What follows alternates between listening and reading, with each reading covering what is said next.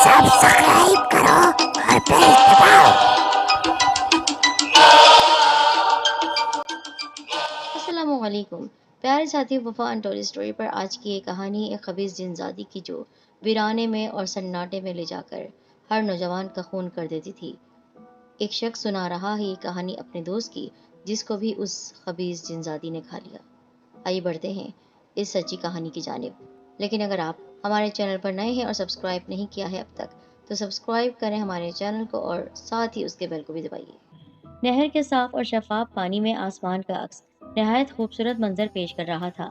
नहर के पानी में नीले आसमान पर बर्फ की मानिंद सफेद बादल इधर उधर भाग रहे थे। कौसे खजा के 7 रंगों का अक्स उस खूबसूरत मंजर को चार चांद लगा रहा था। मैं उस हसीन मंजर को आंखों में समोए हुए नहर के किनारे किनारे चलने लगा। ठंडी ठंडी हवा मेरे वजूद से टकरा रही थी। दुनिया और जहां का सुकून मुझे अपने अंदर उतरता हुआ महसूस हुआ। दूर ही नहर के किनारे मुझे कोई बैठा हुआ दिखाई दिया। शायद वो कोई मेरी तरह ही उस मौसम को एंजॉय करने आया होगा। मैंने दिल ही दिल में सोचा और उसकी तरफ चल दिया। करीब पहुंचने पर पता चला कि वो तो मेरा दोस्त आफताब था। उसको देखकर मैं खुश हो गया। आज वो मुझे तकरीबन 1 हफ्ते बाद नजर आया था। मैं खामोशी से उसके पीछे जाकर खड़ा हो गया। उसका ध्यान मेरी तरफ नहीं था, बल्कि वो बहुत गुमसुम सा किसी गहरी सोच में डूबा हुआ था और बहुत ही धीमे अंदाज में नहर के किनारे छोटे छोटे पड़े हुए पत्थर नहर के पानी में फेंक रहा था। क्या हो रहा है जनाब? मैंने उसके कंधे पर हाथ रखते हुए कहा तो वो एकदम घबरा गया और उसका चेहरा खौफ से जर्द हो गया। वो सोचों के दरिया से बाहर आ गया। अरे अरसल तुम?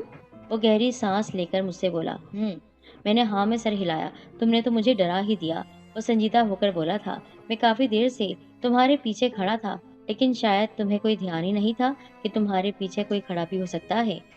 मैं उसके साथ बैठने लगा तो वो धीरे से मुस्कुरा दिया। काफी दिन हो गए दोस्त, तुम्हारी सूरत नहीं देखी। कहाँ गुम रहते हो? मैंने जल्दी से पूछा। मैंने कहाँ जाना है, वो मुख्तसरन बोला। उसका लहजा बहुत ही बदला बदला सा था।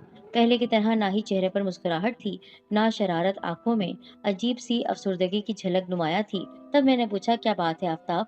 तुम बहुत ही परेशान दिखाई दे रहे हो। खैर तो है? नहीं यार, कोई बात नहीं, वो मसनूई मुस्कुराहट चेहरे पर सजाते हुए बोला। आज से पहले मैंने तुम्हें इतना परेशान कभी नहीं देखा। तुम्हारा चेहरा और लहजा बता रहा है कि कोई ऐसी बात है जो तुमको बहुत ज्यादा परेशान कर रही है और तुम जाहिर नहीं करना चाहते हो। मैंने उसके कंधे पर हाथ रखते हुए कहा। यार अरसल, ऐसी कोई बात नहीं, वो नजरें चुराते हुए बोला। आफताब, बात शेयर करने से दिल का बोझ हल्का हो जाता है। हम दोनों एक दूसरे से कोई बात नहीं छुपाते हैं, एक दूसरे के बेहतरीन दोस्त हैं। वो अलग बात है कि काफी अरसे बाद मिल रहे हैं, लेकिन ऐसा तो कभी नहीं हुआ कि तुमने कोई बात बताने में हिचकिचाहट महसूस की हो। मैं भी तो तुम्हें हर बात बताता हूँ, मैंने संजीदगी से कहा। फिर मेरे बहुत ही इसरार पर वो असल बात बताने पर मजबूर हो गया। यार अरसल, तुम जानते हो ना कि मैं रात को ऑफिस से लेट घर आता हूँ। एक रात दफ्तर में काम ज्यादा था तो देर हो गई। रात को मैं अपनी कार में घर आ रहा था कि वीरान रास्ते में मुझे चांद की रोशनी में कोई खड़ा हुआ दिखाई दिया। करीब पहुंचने पर पता चला कि वो एक नौजवान लड़की है। उसने अपना चेहरा नकाब में छुपाया हुआ था। उसने हाथ के इशारे से मुझे गाड़ी रोकने को कहा। मेरे दिल में ख्याल आया कि नौजवान लड़की इस वक्त आधी रात को इस वीराने में क्या कर रही है, जबकि रात को कोई लड़की, यहाँ तक कि कोई लड़का भी गांव से बाहर नहीं निकलता है। तरह तरह के वाकयात सुनने को मिले थे, लेकिन इस वक्त एक नौजवान लड़की का खड़ा होना मुझे बहुत ही हैरत हो रही थी। मेरे जहन में आया, कहीं ये कोई जिन वगैरह तो नहीं है जिसके बारे में लोगों ने कहानियां बना रखी है कि इस रास्ते में खौफनाक खबीज जिन्नात का बसेरा है। ये सोचकर मेरे जिस्म में खौफ की एक लहर दौड़ गई। पर आजकल के जमाने में जिन्नात और भूतों का वजूद तो है नहीं। ये तो जाहिल लोगों की बनाई हुई कहानियां हैं, मन घड़त कहानियां। और गांव के लोग होते भी हैं फरसुदा बातें करने वाले।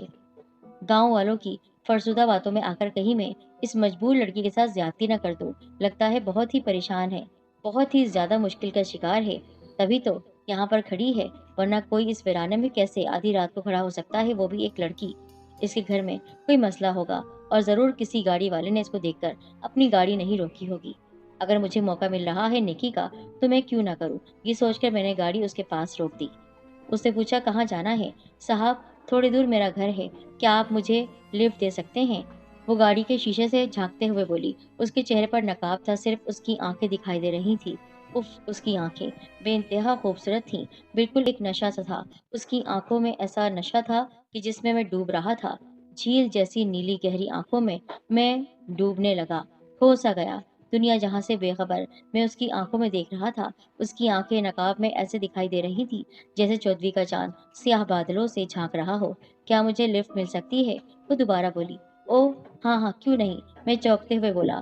تو وہ گاڑی کا پچھلا شیشہ کھول کر گاڑی میں بیٹھ گئی۔ کہاں جانا ہے آپ کو؟ میں نے گاڑی آگے بڑھاتے ہوئے کہا۔ بس تھوڑی دور جانا ہے، تو کبھی وہاں ہمارا ٹھکانہ ہوتا ہے۔ بس پیٹ کی آگ کو مٹانے کے لیے گھر سے باہر جاتی ہوں، اس لیے رات کو آنے میں دیر ہو جاتی ہے۔ یہاں پر ایک فارم ہاؤس ہے، وہاں پر کام کرتی ہوں۔ دور سے آپ کی گاڑی کی لائٹس دیکھی تو آپ سے مدد مانگ لی۔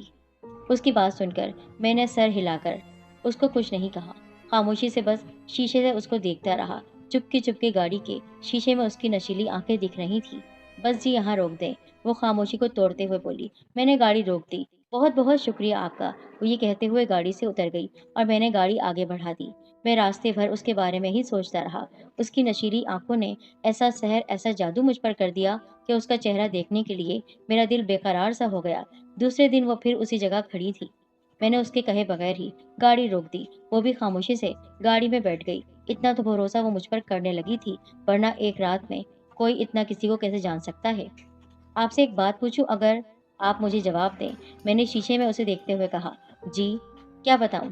وہ جلدی سے بولی، جیسے وہ میرے بولنے کا پہلے سے انتظار کر رہی تھی۔ کیا تم نے کبھی اس راستے میں کسی جن یا بھوت کو دیکھا ہے؟ کیا؟ میری بات سن کر وہ زور زور سے ہنسنے لگی تو مجھے بہت ہی عجیب سا لگا۔ آپ ہنس کیوں رہی ہیں؟ میں نے پوچھا۔ آپ جیسے پڑھے لکھے شخص کے منہ سے ایسی باتیں سن کر ہنسی تو آئے گی ہی نا۔ بہرحال میں نے بھی کچھ نہیں دیکھا، وہ اتنا کہہ کر خاموش ہو گئی۔ اور مجھے حیرت ہے، آپ لڑکے ہیں اور اتنا ڈر رہے ہیں؟ دیکھیں ہر رات اس ویران راستے سے آتی ہوں، کام کرتی ہوں۔ بھوک ہوتی ہے انسان کی، اور بھوک کے ہاتھوں مجبور ہو کر وہ آدھی رات کو بھی کہیں سے آتا ہے کام کر کے، جب تک اس کا کام ختم نہیں ہوتا ہے۔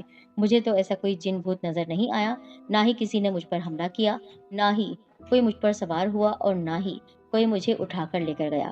یہ بات اس نے بہت عجیب انداز میں کہی تھی۔ میں شرمندہ بھی ہو گیا اور مجھے عجیب سا ڈر محسوس ہوا۔ کیا نام ہے تمہارا؟ میں نے فوراً بات ٹال دی۔ شیری۔ بہت پیارا نام ہے، میٹھا میٹھا، بالکل آپ کی طرح، میں نے ہلکے سے کہا۔ پھر تو یہ روز کا معمول بن گیا۔ وہ روز رات کو راستے میں میرا انتظار کر رہی ہوتی اور میں اسے اس کی مطلوبہ جگہ پر چھوڑ دیتا۔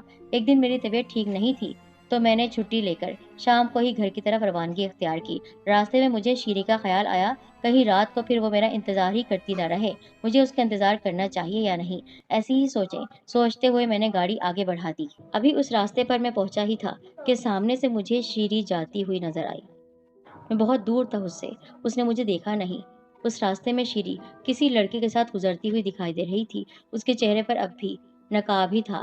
وہ اس لڑکے کے ہاتھوں میں ہاتھ ڈال کر چلتی جا رہی تھی۔ نہ جانے کیوں مجھے اس کے اس عمل سے تکلیف محسوس ہو رہی تھی۔ میں نے گاڑی روک دی اور ان پر نظریں گاڑ دی۔ ان دونوں کا رخ ایک پہاڑ کی طرف تھا۔ کچھ ہی دیر میں وہ پہاڑ کے پیچھے چلے گئے۔ میں نے گاڑی اسٹارٹ کی اور پہاڑ کے پاس جا کر روک دی۔ اچانک ہی مجھے شیری کے قہقہوں کی آواز سنائی دی۔ زور زور سے ہنس رہی تھی۔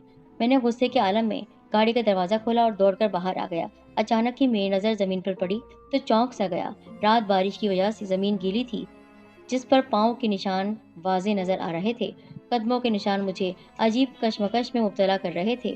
دو پاؤں کے نشان تو بالکل ٹھیک تھے، یعنی انسانی لگ رہے تھے، لیکن دو پاؤں کے نشان بالکل ہی انسانی تھے ہی نہیں، دو انگلیاں تھیں۔ یہ بات میرے لیے بہت حیران کن تھی۔ میری چھٹی حس مجھے خطرے کا احساس دلا رہی تھی۔ لگتا ہے کچھ گڑبڑ ہے، مجھے حقیقت جاننا ہوگی۔ یہ سوچ کر میں نے قدم پہاڑ کی طرف بڑھا دیے۔ میں چھپ کر جا رہا تھا، پھر میری نظر ایک ایسے حیران کن منظر پر پڑی کہ شیری اس کے بہت قریب بیٹھی ہوئی تھی۔ ایک جھوپڑی بنی تھی، اس جھوپڑی میں ایک چارپائی پر وہ دونوں بیٹھے ہوئے تھے۔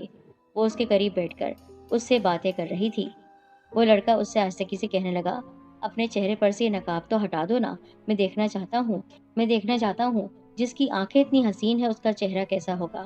وہ کہنے لگی، ارے ابھی جلدی کیا ہے، دیکھ لینا، مجھے دیکھے بنا تم یہاں سے جا بھی نہیں سکو گے۔ سریلی آواز گونج رہی تھی، تم نقاب تو اتار دو، تبھی تو تمہیں دیکھوں گا میں۔ شیری نے ہاتھ بڑھا کر نقاب اتار دیا، اور اس کے نقاب اتارتے ہی اس لڑکے کی ایک چیخ گونجی اور میں بھی اپنی جگہ دہل سا گیا۔ خوف کی وجہ سے میرا جسم کانپنے لگا۔ شیری کا آنکھوں سے نیچے کا تمام حصہ بہت ہی خطرناک تھا، لمبے لمبے دانت تھے، सुर्ख होठों से 2 दांत बाहर निकले हुए थे। वो लड़का खौफ से कांप रहा था और फिर मेरे देखते ही शीरी ने अपने दांत उसकी गर्दन में गाड़ दिए। लड़का तकलीफ की शिद्दत से तड़प रहा था। थोड़ी ही देर बाद उसकी गर्दन एक तरफ लुढ़क गई और फिर शीरी ने अपना चेहरा ऊपर उठाया। उसका चेहरा खून से भरा हुआ था। इससे पहले कि वो मेरी जानिब देखती, मैं वहां से उल्टे कदमों दौड़ता हुआ गाड़ी तक आ गया और फिर मैं कैसे घर पहुंचा हूँ ये मैं ही जानता हूँ। मुझे नहीं पता वो मेरे पीछे आ रही थी या नहीं, लेकिन घर पहुंचते ही मुझे कुछ होश नहीं रहा। 1 हफ्ते बाद मैं होश में आया हूँ। फिर उस दिन के बाद मैंने रात देर से घर आना छोड़ दिया। मैं शाम को ही लौट आता। एक शाम शीरी को वहां खड़े हुए पाया। वो अकेली थी। शायद वो मेरा इंतजार कर रही थी।